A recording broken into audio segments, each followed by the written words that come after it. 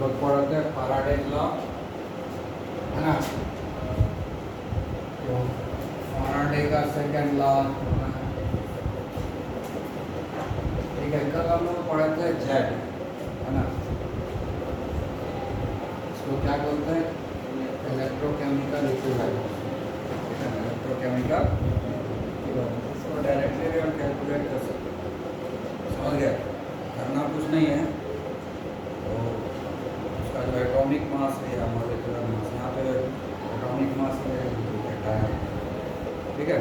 और जब poly atomic ion रहेगा तो उसका पॉली एटॉमिक आयन का मास निकाल लेंगे, तो उसका वैलेंसी है ना, जितना इलेक्ट्रॉन वो गेन किया है लॉस, समझ गए ना, उससे डिवाइड, समझ गए। तो केमिकल इक्विवेलेंस निकल जाएगा। Very simple. इसको क्या होता है? इलेक्ट्रो केमिकल इक्विवेलेंस, यही ना है। इसको हम लोग कैसे निकाल सकते हैं? डायरेक्टली निकाल सकते हैं।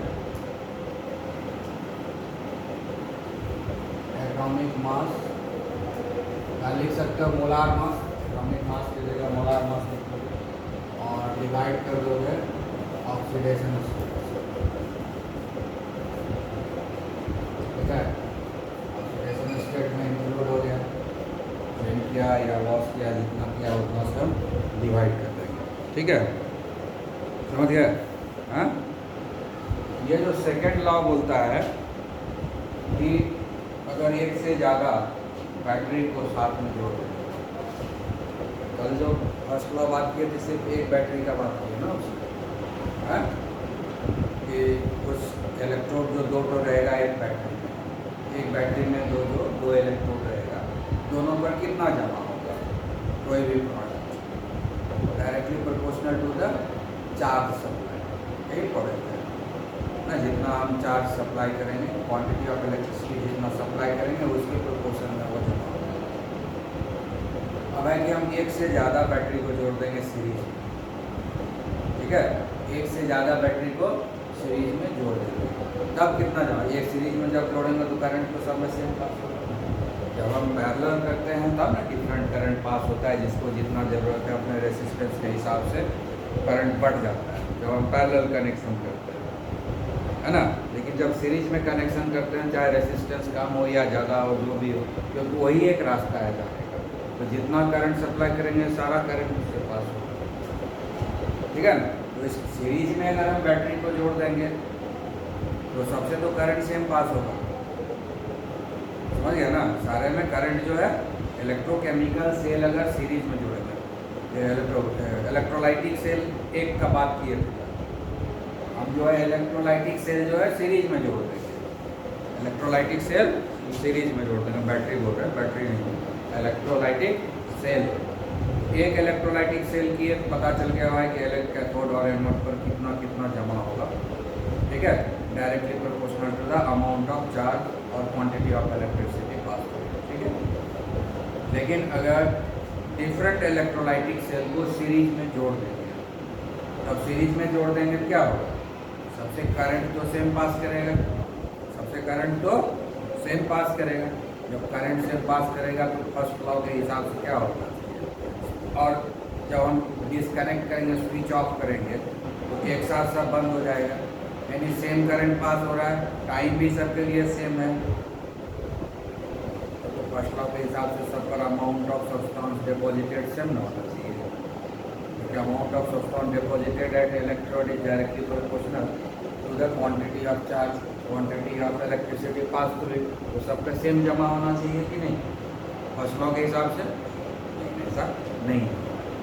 सेकेंड लॉ में फैराडे कहते हैं कि जब हम एक से ज़्यादा डिफरेंट इलेक्ट्रोलाइटिक सेल को अगर हम सीरीज में कनेक्ट कर देते हैं तो करंट तो उससे सेम पास होगा, सेम टाइम के लिए करंट पास होगा, लेकिन सबके ऊपर जो डिपोजिशन होगा वो डिफरेंट होगा।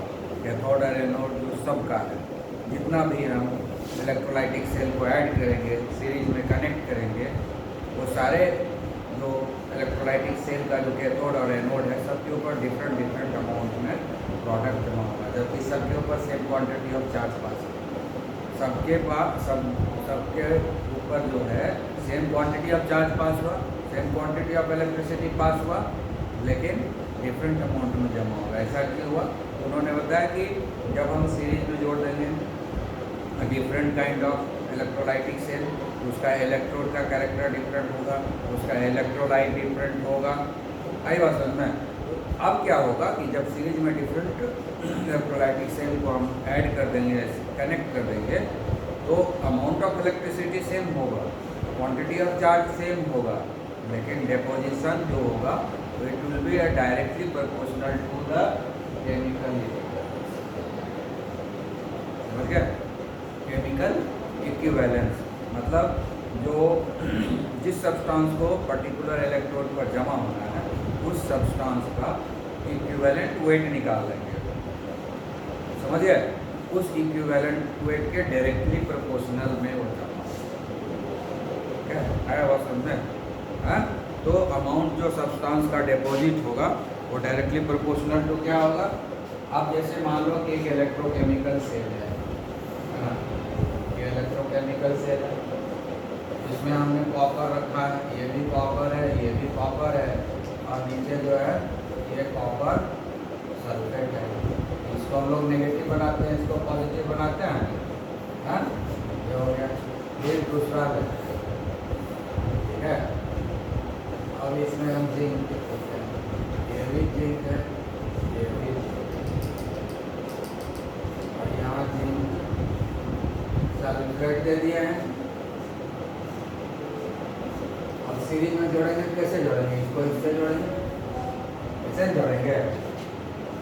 हाँ, और ये हो गया हमारा पॉजिटिव। इसी तरह आगे जोड़ते जाएंगे अलग अलग, ठीक है। आगे हम चाहेंगे दूसरे का भी जोड़ सकते हैं, जिसका चाहिए।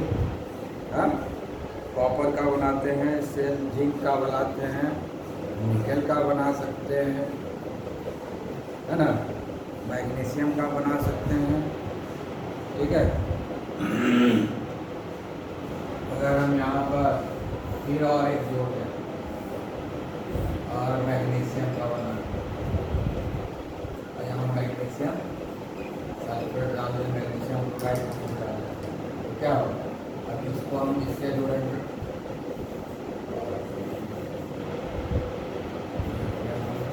अब यहाँ पर क्या है? ये एनोड, इधर क्या है?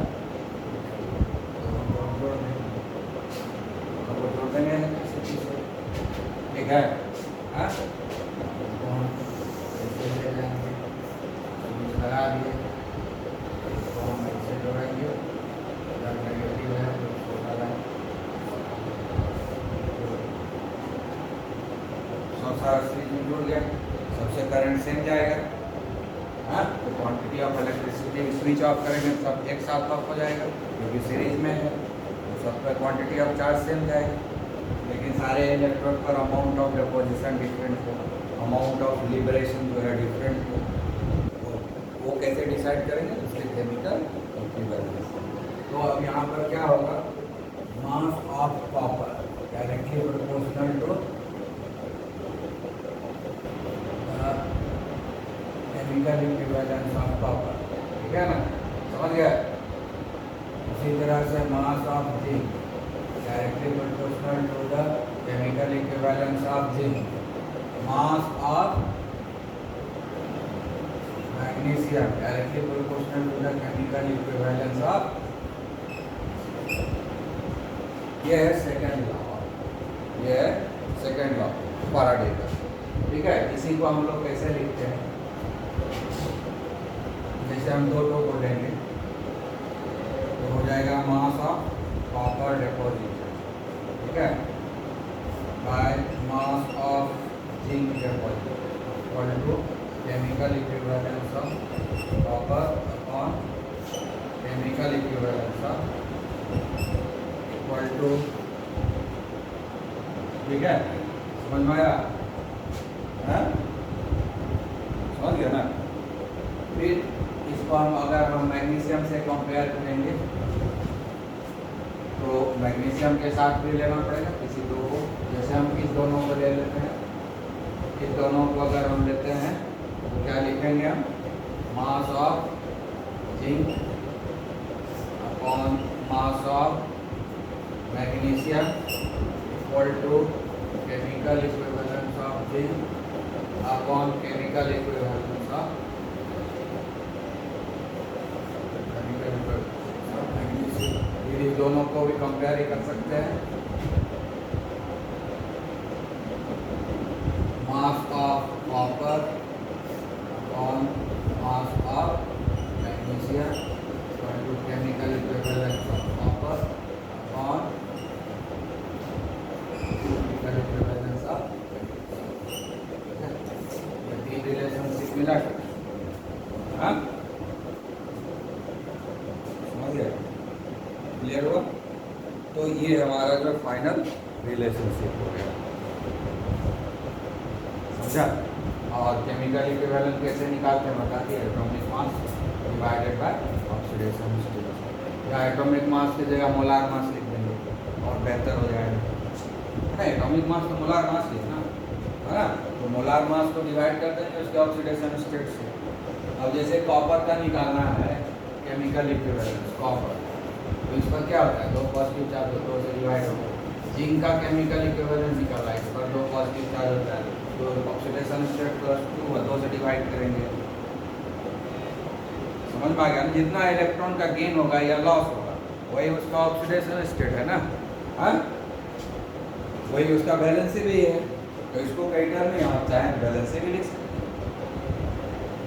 समझ गया ना, क्लियर। तो ये हो गया सेकेंड लॉ ऑफ फैराडे, ठीक है, कंप्लीट हो गया फैराडे लॉ।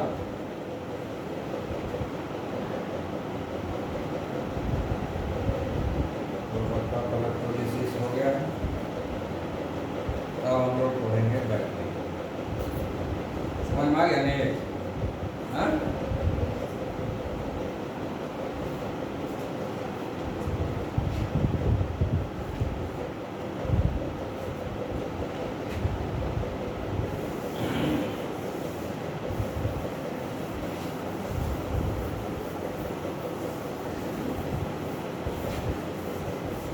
लिख लिया चलो।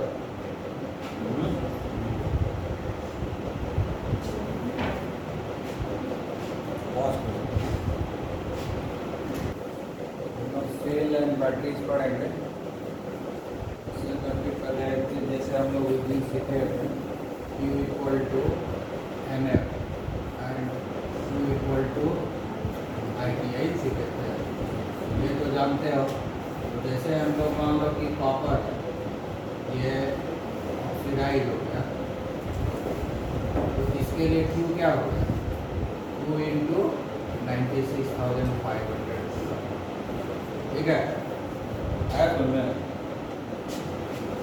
अगर हम ऐसे लिखें तो 3 इलेक्ट्रॉन ये एक्सेप्ट किया और ये बन गया एल्यूमिनियम, तो रिडक्शन हो गया। इसके लिए Q का वैल्यू क्या हो गया, 3 × 96,500, समझ में आ गया ना, हाँ इस तरह से यूज करेंगे Q इक्वल टू। और IT के लिए हमको टाइम दिया रहेगा, अगर दूसरे तरफ से हमको टाइम भी दे दिया कितने देर तक करंट फ्लो किया गया, तो इसके बराबर IT लिखेंगे और फिर I का वैल्यू निकल जाएगा, समझ गए। तो दोनों तरफ कंपैरिजन करके हम निकाल दें, दोनों तरफ से क्वेश्चन में दिया हुआ रहता है, समझ गया, क्लियर। अब है सेल्स एंड बैटरीज, ठीक है। ये सेल कुछ नहीं है, हम लोग शुरू में ही पढ़े हैं, इलेक्ट्रोकेमिकल्स। यहाँ जो सेल जिसका हम लोग बात कर रहे हैं, बैटरी जिसका एक अकेला रहेगा तो हम उसको सेल बोलते हैं। एक से ज़्यादा सेल को जब हम सीरीज में जोड़ देते हैं तो बैटरी है ना, एक से ज़्यादा गैल्वेनिक। तो ये जो सेल हम बोल रहे हैं ये और कुछ नहीं है, ये है इलेक्ट्रोकेमिकल सेल जो हम लोग पढ़े हैं इस तरह, इलेक्ट्रोकेमिकल सेल, या जिसको हम लोग बोलते हैं गैल्वेनिक सेल, ठीक है।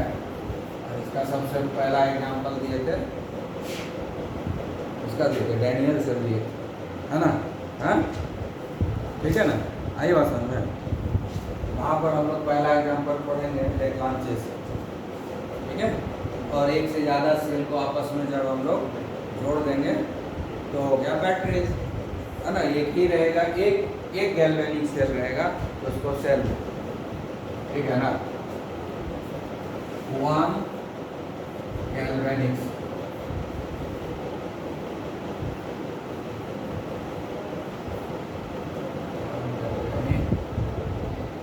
सेल, वो हम लोग सेल बोलते हैं, ठीक है ना। More than one galvanic cell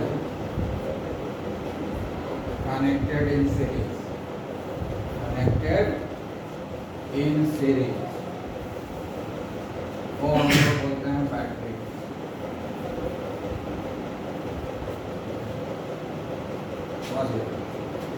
batteries बोलने की जरूरत नहीं है, बैटरी बोलेंगे बेहतर रहेगा। बैटरी का मतलब ही होता है एक से, है कि नहीं? हाँ?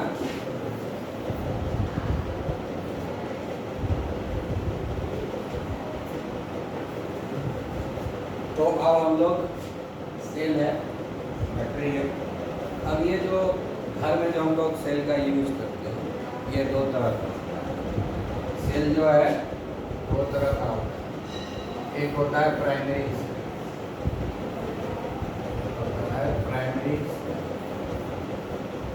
और दूसरा होता है सेकेंडरी,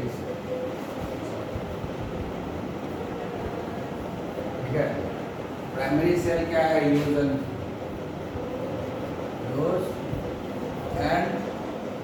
थ्रो, से यूज एंड थ्रो पेन रखते हैं।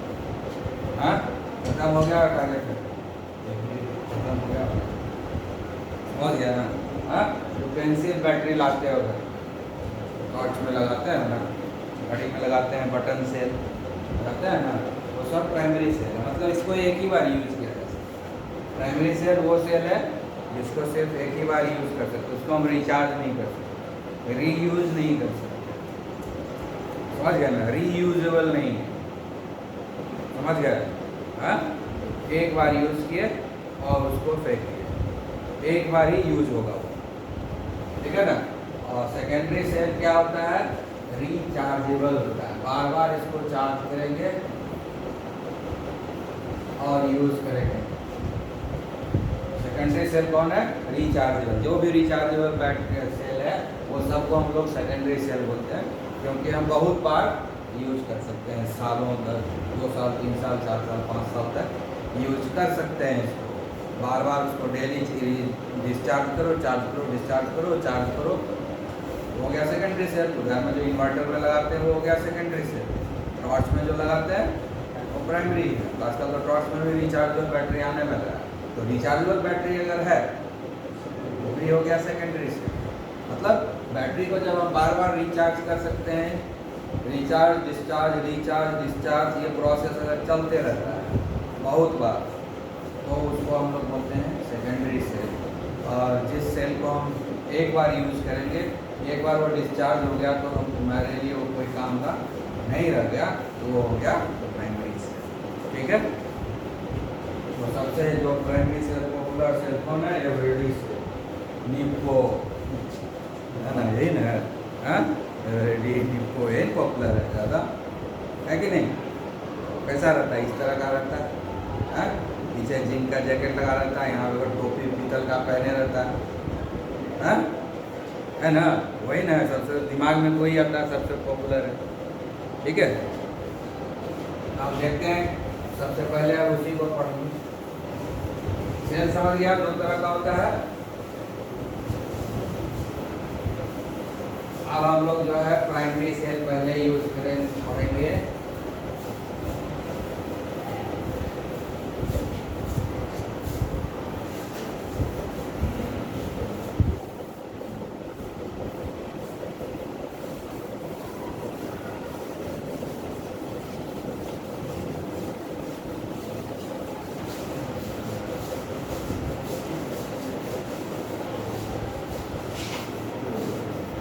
ठीक है, वो जो हम लोग सेल यूज करते हैं ना, उसको बोलते हैं लेक्लांचे सेल। लेक्लांचे, लांचेस, ये पहला एग्जाम्पल हुआ। लेक लांचेस स्पेलिंग है ना, लेक लांचेस है LEC, कैच नहीं, लेक लांचेस, ठीक है ना। लेक लांचेस का जो कंस्ट्रक्शन होता है, ये बाहर वाला जैकेट है जो जिंक का बना रहता है, ये कंटेनर जिंक का पूरे बना रहता है। ये पूरा जैकेट जो है जिंक का है, ठीक है ना। ये जो पूरा जैकेट है ये जिंक का बना हुआ, खाली पीछे वाला पोर्शन खुला रहता है, ये सब पर पेपर गिरा हुआ रहता है ना। उसके बाद एक और जैकेट होता है,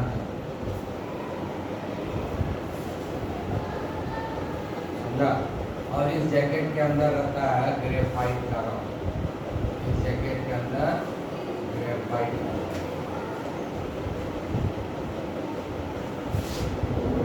और इस पर एक टोपी बांधता है, गोल गोल टोपी, समझे।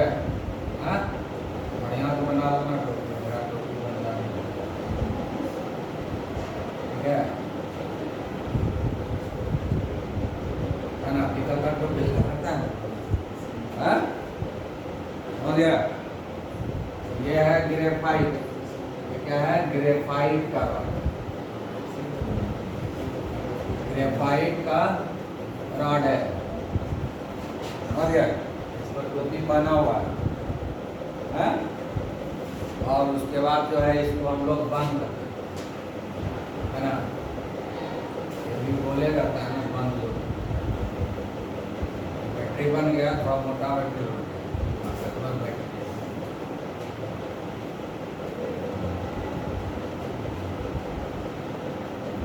समझ गया।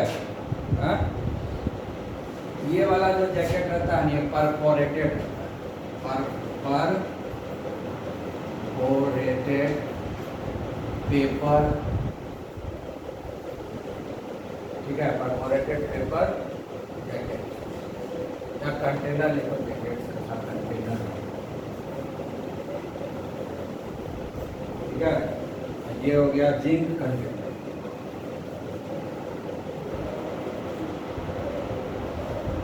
समझ गया। उसके बाद जो है इसमें रहेगा मैग्नीज डाइऑक्साइड एंड कार्बन का पाउडर। ये जो खाली जगह है यहाँ पर इस जैकेट के अंदर, इसमें रहेगा manganese dioxide plus carbon paste. Paste मतलब क्या होता है, हल्का सा 2-4 बूंद पानी देके उसको अच्छे से मैश कर, समझ गए। बोलना नहीं है, सिर्फ इतना देना है 2-4-10 बूंद, जिससे कि वो मिक्स हो जाए अच्छे से, पेस्ट बन जाए। तो इसमें भरा गया, और ये जो है इसमें भर देंगे ammonium chloride plus zinc chloride paste, ये भी पेस्ट, समझ गया ना, आया समझ में। अब ये जो जिंक कंटेनर है ये हो गया हमारा एनोड, पीछे वाला पोर्शन खाली रहेगा। और ये जो टोपी ग्रेफाइट रॉड है ना, ये हो गया हमारा कैथोड। तो एनोड को हम क्या बोलते हैं, नेगेटिव बोलते हैं ना, कैथोड को क्या बोलेंगे हम, पॉजिटिव। यही बोलते हैं पॉजिटिव है नेगेटिव है, यही बोलते हैं। बन गया बैटरी, कुछ नहीं करना है, बस केमिकल भर दिए, बैटरी तैयार, चार्ज कुछ नहीं करना है, केमिकल खाली भर देना है, बैटरी तैयार हो गया, इसको यूज कर लो, समझ गया। इसको बोलते हैं लेक लांचेस, है ना। इसको डिफरेंट शेप में, जैसा शेप में बनाना है कंपनी को बना सकते हैं। ये हुआ ये बेसिक आइडिया, जो बैटरी हम लोग देखते हैं उसका हम बेसिक आइडिया बताते हैं, ठीक है ना। आ गया समझ में। अब इलेक्ट्रिसिटी जो ये देता है ना, ये 1.25 से लेकर के 1.5 वोल्ट तक ये देता है, मतलब वो बैटरी बनाएगा।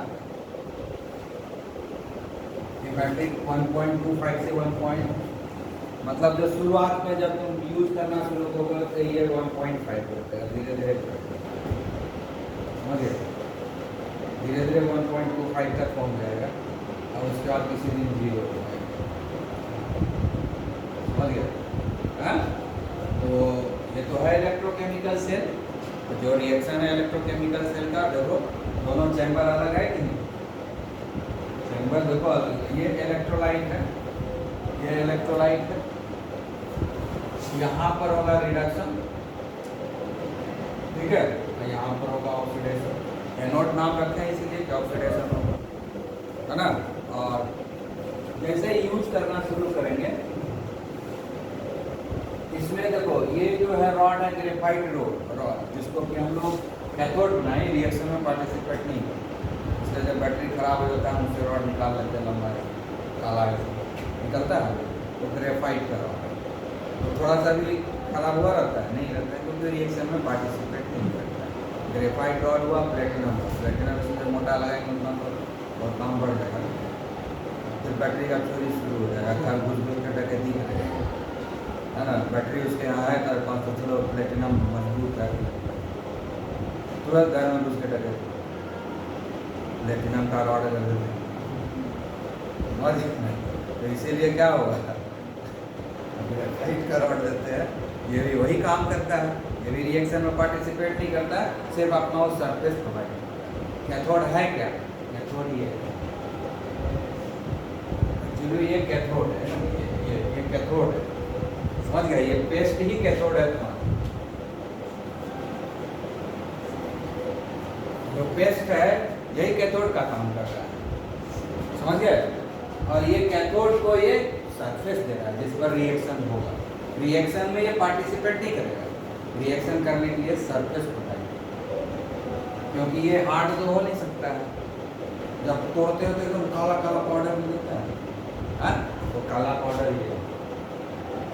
ये भी काला, ये भी काला, दोनों काला, इसमें भयंकर काला है, ये भी काला होता है और ये भी काला होता है, दोनों ही काला है, जब तोड़ोगे तो एकदम भयंकर काला, है ना, आई बात है। तो ये हो गया हमारा कैथोड हो गया, ठीक है, और एनोड का काम करेगा जिंक, और ये हो गया इलेक्ट्रोलाइट। कैथोड और एनोड के बीच में क्या होता है, इलेक्ट्रोलाइट, कैथोड और एनोड के बीच में इलेक्ट्रोलाइट, और यहाँ पर ये जो है ना, ये जो परफोरेटेड, ये जो है परफोरेटेड पेपर जो है, ये सॉल्ट ब्रिज का काम करता है। ये जो परफोरेटेड पेपर है ये सॉल्ट ब्रिज का काम करता है, समझ में आया। परफोरेटेड पेपर सॉल्ट ब्रिज क्या करता है, दोनों को सेपरेट करता है, कैथोड और एनोड के बीच में वो सेपरेशन का काम करता है और दोनों को आपस में कनेक्ट भी करता है। परफोरेटेड क्यों है, ताकि इसके अंदर बाहर केमिकल कर सके, इसीलिए ना परफोरेटेड दिए हैं, आई बात समझ में। दोनों जो है आपस में कनेक्शन में रहे, ठीक है, कांटेक्ट में रहे। तो अब और ये जो एरिया खाली है इसमें क्या है, ये भरा हुआ है, ये है हमारा इलेक्ट्रोलाइट,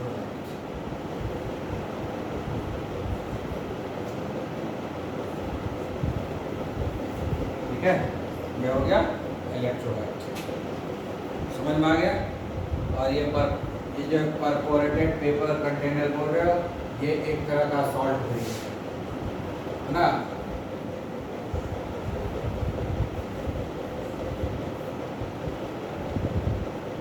समझ में आ गया, क्लियर है। तो अब हम लोग रिएक्शन क्या क्या होगा, तो एनोड पे क्या होगा, एनोड पर ऑक्सीडेशन होगा ना, एनोड पर ऑक्सीडेशन, एनोड किस चीज़ का बना हुआ है, जिंक का बना हुआ है, तो ये क्या करेगा, इलेक्ट्रॉन को लॉस करेगा, ठीक है ना। हाँ, और जैसे ही हम यूज करना शुरू करेंगे अमोनियम क्लोराइड भी, वो तो इलेक्ट्रोलाइट है, ये जो NH4Cl है ये टूट जाएगा, NH4 प्लस Cl माइनस में टूटेगा। ठीक है, आई बात समझ में? वो ब्रेक कर जाएगा अमोनियम क्लोराइड, इलेक्ट्रोलाइट है जिंक क्लोराइड में टूटेगा। उसका काम दूसरा है, बताएंगे रास्ता, समझ गए? उसका काम है लीकेज होने से बचाना। इसमें जो पानी वानी बनेगा तो जिंक क्लोराइड उसको एब्जॉर्ब करेगा, तो बहुत दिन तक बैटरी चलती है। नहीं तो क्या पहले दिन से पानी निकलना शुरू हो जाएगा, लीकेज शुरू हो जाएगा।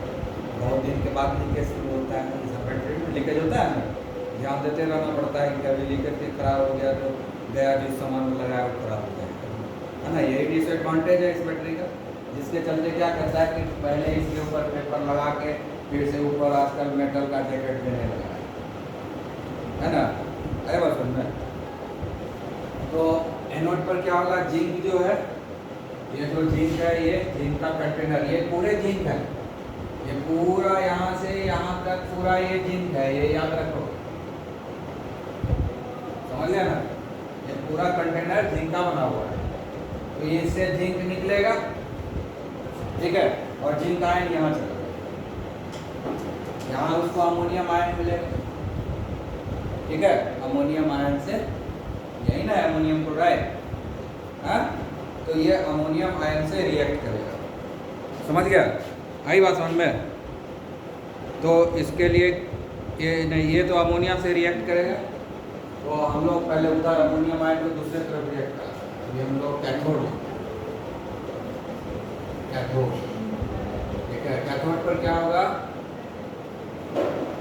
रिडक्शन, कैथोड पर रिडक्शन होगा। कैथोड पर क्या है, MnO2 है, कैथोड पर क्या है, MnO2, ये 2 इलेक्ट्रॉन एक्सेप्ट करेगा, उधर 2 इलेक्ट्रॉन छोड़ रहा है, ये तो 2 इलेक्ट्रॉन को एक्सेप्ट करेगा, ये जिंक आयन बन गया वहां पर, ठीक है। तो MnO2 2 इलेक्ट्रॉन को एक्सेप्ट करेगा और अमोनियम आयन से रिएक्ट, यानी अमोनियम आयन यहाँ प्रोड्यूस होगा, धीरे धीरे ये परफोरेशन की तरफ यहाँ चला जाएगा, ठीक है। कैथोड के पास जाएगा अमोनियम आयन, समझ गए? वहां पर क्या मिलेगा, MnO2 उसके साथ रिएक्ट करेगा, ठीक है। और उसके बाद एक स्पेशल टाइप ऑफ, अब देखते हैं यहाँ पर कितना इलेक्ट्रॉन है। अब ये बनाएगा क्या, बनाता है कॉम्प्लेक्स कंपाउंड बनता है MnOOH, ठीक है, ये कॉम्प्लेक्स कंपाउंड बनाता है। अभी देखो यहाँ पर Mn का ऑक्सीडेशन स्टेट कितना है, यहाँ पर Mn का ऑक्सीडेशन स्टेट कितना है, ऑक्सीजन -2 होता है, ऑक्सीजन पर -2 होगा, हाँ, तो इस पे -4 हो जाएगा, तो 2 ऑक्सीजन पर, तो Mn के ऊपर क्या हो जाएगा, +4, तो मैंगनीज का ऑक्सीडेशन स्टेट क्या है, +4। और यहाँ पर देखो इसके ऊपर -1 होगा, ये ऑक्सीजन के ऊपर -2 होगा, OH के ऊपर -1 होता है, ऑक्सीजन के ऊपर -2 होता है, तो -3 हो गया टोटल। तो इस पर क्या हो जाएगा, प्लस, ऑक्सीडेशन स्टेट चेंज हुआ कि नहीं, +4 से +3 हो गया, +4 से +3 हो गया, ऑक्सीडेशन स्टेट घट गया ना, ऑक्सीडेशन स्टेट घटता है उसको रिडक्शन, तो ये एक इलेक्ट्रॉन को एक्सेप्ट किया, एक इलेक्ट्रॉन को एक्सेप्ट कर लिया, ठीक है। तो इसमें से एक ऑक्साइड हटा, यहाँ से एक ऑक्साइड यहाँ से हट गया, उसका कुछ यूज होगा ना, ऑक्साइड जो हटेगा, हाँ, आई बात समझ में? तो ये ऑक्साइड क्या, जो यहाँ से हटा वो क्या चीज में बना, ये जो NH4 प्लस आयन बना, यहाँ जो NH4 प्लस आयन का क्या काम, ये जो NH4 प्लस आयन है, इससे जो ऑक्साइड आएगा उससे रिएक्ट करेगा, ठीक है, और ये बना देगा NH2, ammonia gas, ammonia gas बनेगा। इससे जो एक H+ निकला वही ना OH- आयन बनाया, MnO2 तो वही है ना, तो MnO तो रह ही गया, MnO तो रह गया, तो एक ऑक्साइड आयन निकला, ये ऑक्साइड आयन कहाँ निकला, यहाँ से, और ये जो NH4 प्लस है इससे एक H प्लस निकला, H प्लस निकला, इससे निकला ना। और दोनों में से क्या होगा, -2 + 1 कितना होगा, -2 + 1 कितना होगा, -1, इसलिए नो एक्स का माइनस। तो ये दोनों मिलके क्या बन गया, ये दोनों मिलके बन गया OH -A1। क्लियर। तो रिडक्शन हुआ कि नहीं, जहां अमोनिया गैस निकल गया इसका H प्लस यूज हो गया, इसका ऑक्साइड आयन इसके H प्लस से कंबाइन करके OH माइनस हुआ और इसी के साथ कंबाइन करके कॉम्प्लेक्स बना लिया। ऑक्सीडेशन स्टेट चेंज हो गया, +4 से +3 हो गया मैग्नीज का। ऑक्सीडेशन स्टेट घट गया तो रिडक्शन हो गया, ठीक है। और एक इलेक्ट्रॉन को एक्सेप्ट किया, एक इलेक्ट्रॉन को एक्सेप्ट किया तब ना हुआ ये रिडक्शन। एक इलेक्ट्रॉन एक्सेप्ट करेगा तभी ना +4 से +3 होगा। यहाँ पर इसका ऑक्सीडेशन स्टेट +4 है मैग्नीज का, +3 कैसे हो जाएगा, जब वो एक इलेक्ट्रॉन एक्सेप्ट करेगा, एक पॉजिटिव चार्ज को न्यूट्रलाइज करेगा तब ना +3 होगा। अभी +4 है, +3 कैसे होगा, उसके एक पॉजिटिव चार्ज को न्यूट्रलाइज करना होगा, उसके लिए एक इलेक्ट्रॉन एक्सेप्ट करना होगा। तो एक इलेक्ट्रॉन ये एक्सेप्ट किया और +3 स्टेट में आ गया समझ में, क्लियर है। अब जो है ये जो अमोनिया गैस बना यहाँ पर इसके साथ कंबाइन Zn2+ ये अमोनिया के साथ रिएक्ट और एक कॉम्प्लेक्स कंपाउंड है, समझे। अब जो है एक कॉम्प्लेक्स कंपाउंड बनेगा, वो कॉम्प्लेक्स कंपाउंड का नाम क्या है,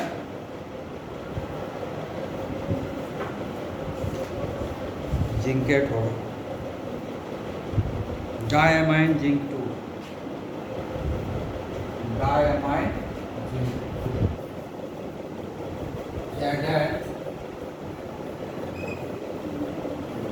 NH3 ठीक है। अब NH3 तो न्यूट्रल है, इसके ऊपर 2 पॉजिटिव चार्ज है, इसको न्यूट्रलाइज करने के लिए ये जो क्लोराइड आयन है यहाँ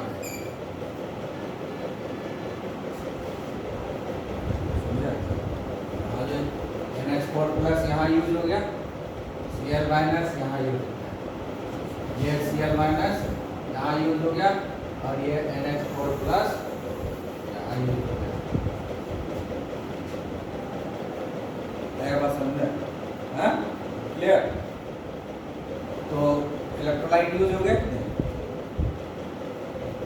समझे, इलेक्ट्रोलाइट यूज हो रहा है, इसी कारण धीरे धीरे पोटेंशियल इलेक्ट्रोलाइट जब यूज होते जा रहा है कंटिन्यूसली तो नंबर ऑफ आयंस कम होते जा रहा है, नंबर ऑफ आयंस कम होते जा रहा है, इसीलिए उसका जो पोटेंशियल ड्रॉप हो रहा है, क्योंकि पोटेंशियल डिपेंड करता है नंबर ऑफ आयंस के ऊपर।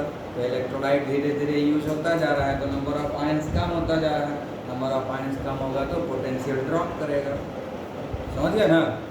इसीलिए धीरे धीरे ये बैटरी जैसे जैसे पुराना होता जाता है इसका वोल्टेज कम होता जाता है, आई बात समझ में। और एक दिन पोटेंशियल डिफरेंस 0 हो जाता है, क्योंकि कैथोड और एनोड दोनों का पोटेंशियल सेम हो जाता है, तो पोटेंशियल 0 हो जाता है, समझ गया, आई बात समझ।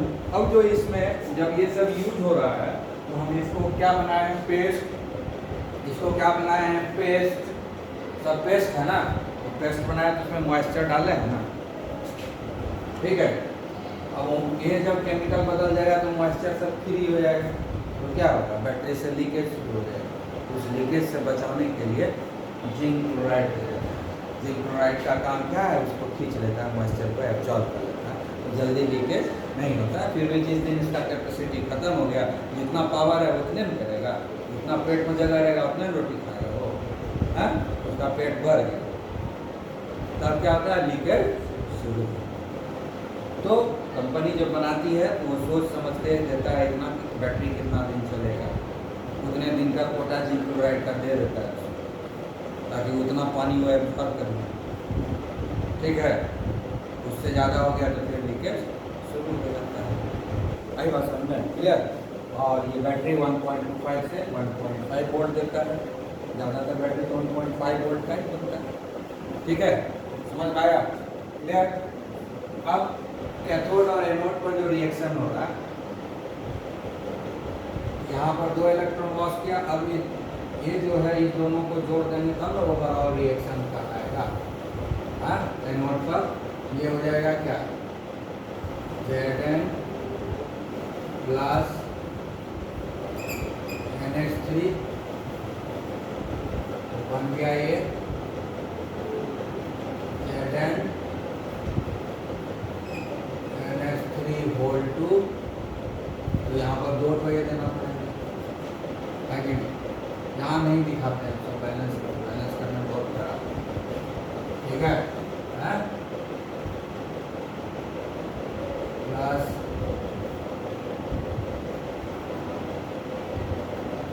जो इलेक्ट्रॉन लॉस किया है NH3, यहाँ पर 2 पॉजिटिव चार्ज दे दिए Cl2 को दिखाने, समझ में आया? Cl2 तो नहीं दिखा, 2 पॉजिटिव चार्ज दिखा। ठीक है, तो ओवरऑल जो है एनोड पर रिएक्शन है ना हुआ, और कैथोड पर ही रिएक्शन। अब इसको और इसको जोड़ देंगे, ठीक है ना, इसको और इसको जोड़ देंगे, तब आएगा ओवरऑल सेल रिएक्शन। ठीक है, तब क्या आएगा, ओवरऑल सेल रिएक्शन। ठीक है, तो ओवरऑल सेल रिएक्शन अब लिखते हैं, ओवरऑल सेल रिएक्शन। तो इसको और इसको हम जोड़ेंगे, ठीक है, NH4 प्लस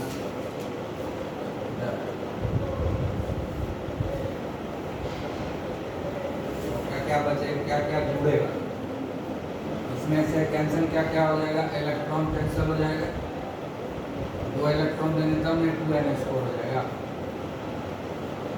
बैलेंस क्या है,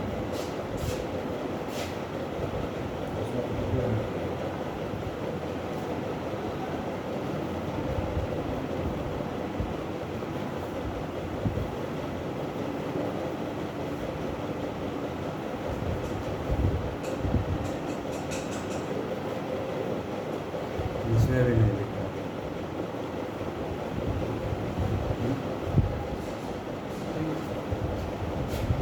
बैलेंस कर ही देते हैं,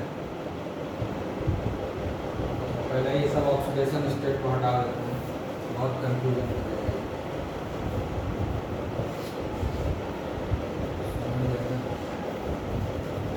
हटा दिए, यहाँ पर 2 NH3 का जरूरत है।